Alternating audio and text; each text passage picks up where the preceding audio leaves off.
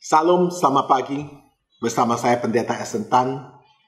Pagi ini saya mau bawa satu renungan dengan tema Seberapa Kita Kenal Tuhan. Mari kita buka firman Tuhan di Matius 5 ayat 3. Berbahagialah orang yang miskin di hadapan Allah, karena merekalah yang mempunyai kerajaan surga.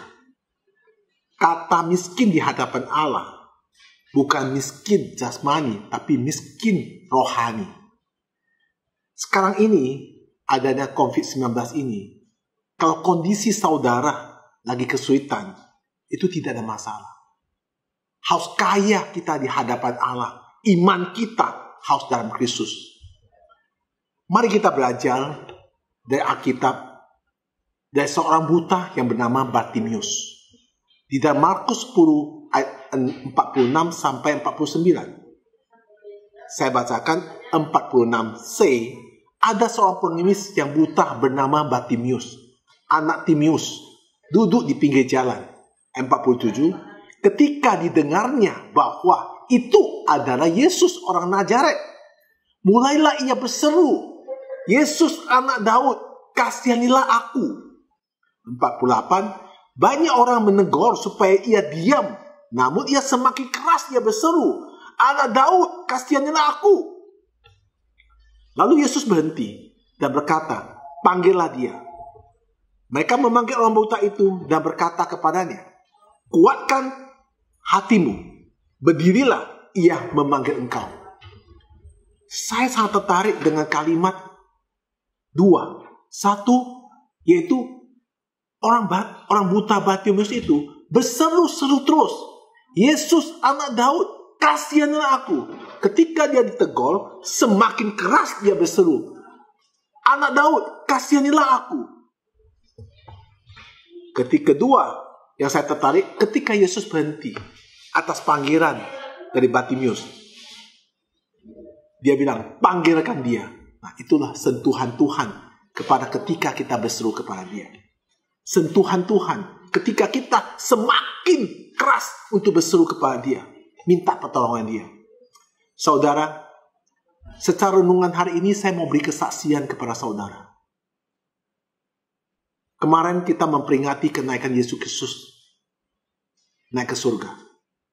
Saudara tahu, kemarin saya kumpul 7 orang untuk doa syafaat secara khusus. Karena ada pasien saya yang ada di Singapura kena kanker tumor stadium 4. Beliau sudah saya mendoakan dia sudah 2 tahun lebih. Tetapi ketika dia sembuh dari pertama, dia itu tidak begitu serius kepada Tuhan. Nah, akhirnya muncul lagi tumornya. Dengan muncul tumor ini, dengan operasi pertama, dia sudah habis 7M. Dengan muncul kedua itu, dokter yang menanganinya sudah mengangkat tangan. Sudah bilang, tidak ada harapan. Tinggal tunggu waktu untuk meninggal. Pasien saya begitu takut, begitu gelisah, dan begitu tidak tahu arah kemana. Tetapi pasien saya punya iman yang harus kita belajar. Dia tetap bertanya kepada saya sebagai hamba Tuhan yang diberi karunia. Dia bilang, "Apa yang saya harus lakukan?" Saya bilang, "Kamu tunggu. Tuhan kita maha pengasih. Asal kamu benar-benar bertobat, Tuhan pasti akan berikan jawaban pada kamu." Akhir dengan cerita, setelah saya berdoa, saya berikan tahu pada dia, "Ayo, coba kamu cari dokter satu lagi ini namanya. Kan dokter yang lama sudah tidak bisa tangani, tetapi coba kamu cari dokter ini." Dia mau ulur waktu, pergi enggak. Saya telepon, "Kamu harus pergi." Akhirnya dia pergi. Akhirnya ketemu dokter yang baru ini mengatakan bahwa kondisi sekarang ini masih bisa tangani. Tetapi dia akan memperkenalkan satu dokter yang lebih profesional, lebih senior untuk mengambil tumornya. Karena tumornya dari 0 sudah naik sampai 17 cm. Akhirnya ketemu dokter itu mengatakan harus segera operasi. Biayanya apa, Pak? Biaya adalah 2,5 miliar. Sedangkan dari pihak keluarga daripada pasien saya sudah tidak mampu untuk mendukung dia.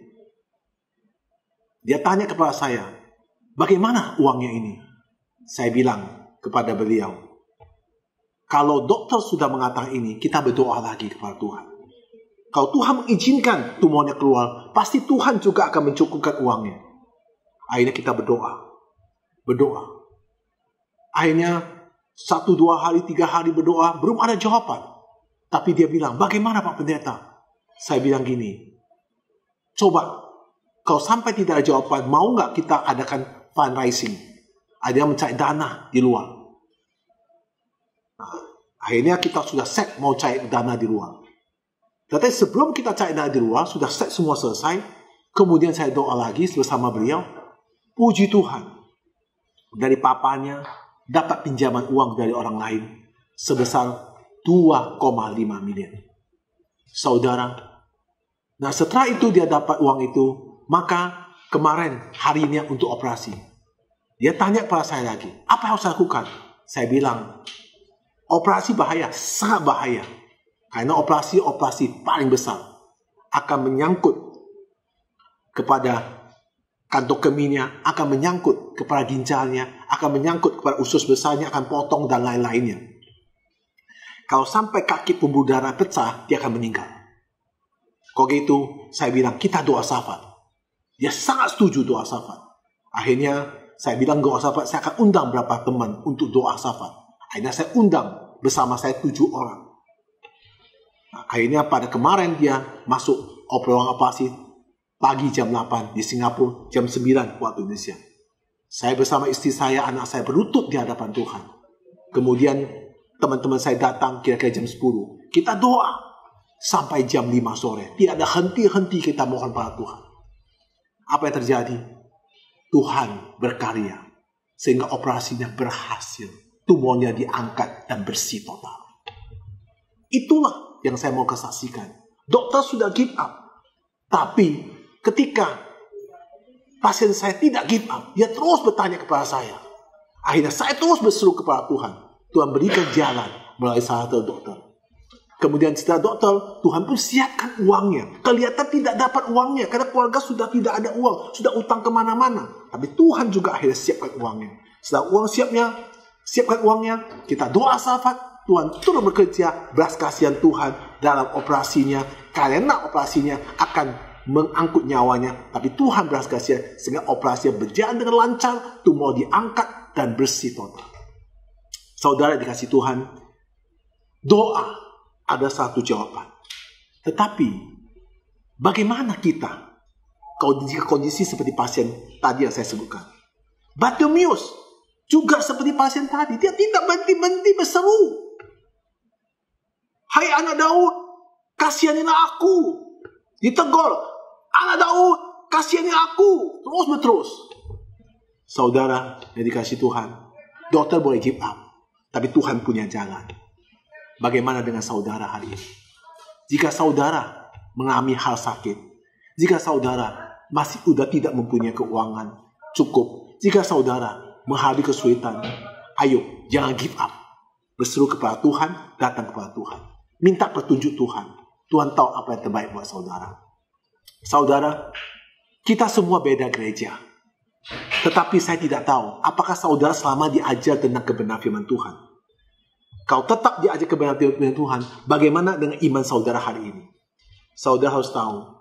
Pertama, COVID-19 virus ini, kita tinggal tunggu bagaimana ketemu obat untuk dapat memberikan antivirus corona.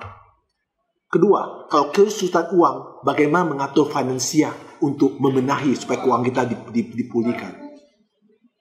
Kalau penyakit kronis, kesembuhan itu yang sudah tidak bisa ditangani dokter, hanya Yesus Kristus yang mampu melakukan itu. Saudara, maka dengan doa yang tidak jemu-jemu, dengan minta pertolongan kepada Tuhan, dan minta petunjuk pada Tuhan, maka saudara akan mendapat jawaban dari Tuhan. Renungkan firman ini, renungkan kesaksian saya, kira Tuhan memberkati saudara pada hari ini. Tuhan Yesus memberkati. Amin.